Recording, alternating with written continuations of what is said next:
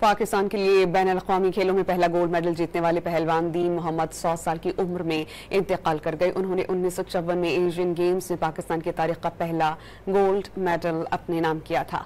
लाहौर के इलाके बाटापुर से ताल्लुक रखने वाले दीन मोहम्मद पहलवान ने पाकिस्तान की जानिब से मनीला में होने वाले एशियन गेम्स 1954 में पाकिस्तान का परचम बुलंद किया और टाइटल जीतने के लिए फिलिपाइन, भारत और जापान के पहलवानों को शिकस्त दी थी। दीन मोहम्मद ने कॉमनवेल्थ गेम्स में तलाई तमगा जीता था। दीन मोहम्मद पहलवान के बेटे के इंतकाल की तस्दीक करते हुए बताया कि वो तवील उम्र की वजह से तिब्बी पेचीदगियों का शिकार थे। पाकिस्तान के लिए बैन अल-अक़वामी खेलों में पहला गोल्ड मेडल जीतने वाले पहलवान दीन मोहम्मद 100 साल की उम्र में इंतकाल कर गए। उन्होंने 1954 में एशियन गेम्स में पाकिस्तान की तारीख का पहला गोल्ड मेडल अपने नाम किया था।